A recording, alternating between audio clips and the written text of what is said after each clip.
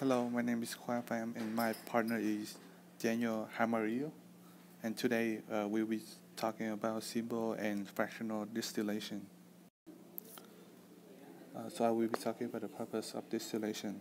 Distillation is the process of heating a liquid to the boiling point and then condense the heated vapor by cooling.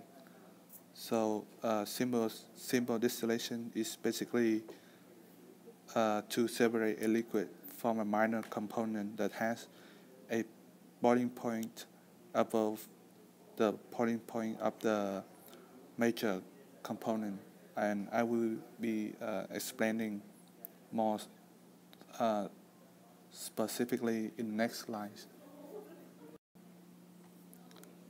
So here we have a mixture of water and ethanol in a distillation flask. So when heat is added, the liquid mixture will become vapor inside the distillation column. Then it will travel to the condenser that has water running through it. Then it will become liquid again and drips out of the condenser into a receiver, in this case a graduated cylinder. So simple distillation separate a liquid from minor component that has a boiling point above that is above the boiling point of the major component. In the experiment, our minor component is water, and our major component is ethanol. Ethanol has a boiling point of 78 degrees Celsius, and water has a boiling point of 100 degrees Celsius. This difference in temperature is what makes distillation possible.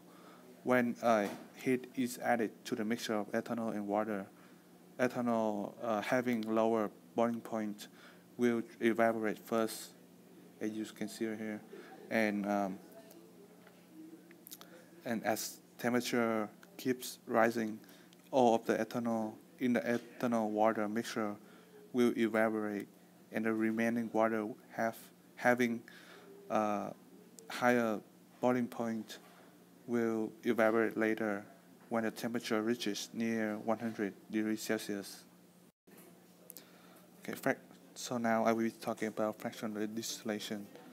So distillation is almost exactly the same as distillation, except that its apparatus requires glass beads, as you can see right here. So the purpose of the glass beads is to provide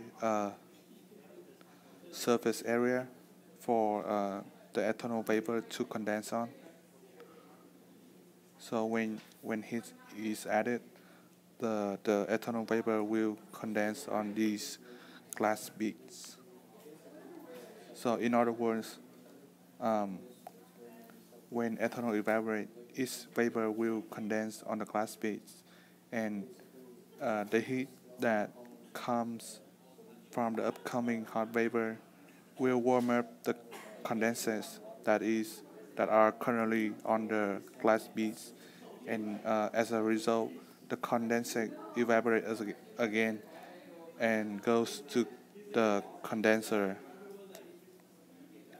This makes ethanol become more enriched. So basically, fractional is distillation, is simple distillation that is done many times over.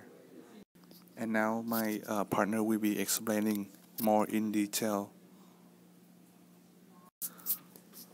Therefore, fractional distillation is more efficient than simple distillation. In this example, we have red molecules that will represent alcohol and blue molecules that will represent water.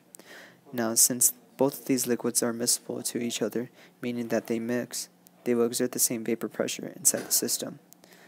Now, when they equal the same vapor pressure as the atmospheric pressure inside the flask, when exposed to heat, they will boil at the same temperature, and both liquids will begin to distill, and both distill and condense into the collection flask. Now, since alcohol is more volatile than water, more amounts of alcohol will evaporate and recondense into the collection flask, with small amounts of water followed by it. Now, when there's more of ethanol present inside the collection flask and less of it in this flask that is being heated up, the temperature will rise and more water molecules will begin to enter into the distillation flask. Now, when that happens, then you know that distillation is done. Okay, because my partner Daniel already talked about volatility in distillation. Now I already talk about how intermolecular forces are involved in distillation. So, as you can see, both ethanol and water both have OH groups, so they are bonded together pretty well by hydrogen bonding. So as temperature is raised, the intermolecular between these two molecules is are broken up. So basically, because the boiling point of ethanol is only 78 degrees, so it requires less energy to break up the bonds between ethanol molecules. So this makes ethanol evaporate easier than water. So now we will be talking about some requirements for distillation. So first requirements is one of the liquid has to be volatile and the other has to be non-volatile or less volatile than the compounds of interest in order to separate them effectively. If they have like somewhat the same volatility, it will be hard to separate them. Another requirement for distillation will be boiling point, and my partner went into how boiling point is a major requirement, and if both liquids have the same boiling point, it will be hard to separate through simple distillation. And another requirement for distillation will be if both liquids were immiscible to each other. Now, if both liquids were immiscible, then that will later lead to steam distillation, which is a different type of technique to separate liquids from each other. Thank you for watching.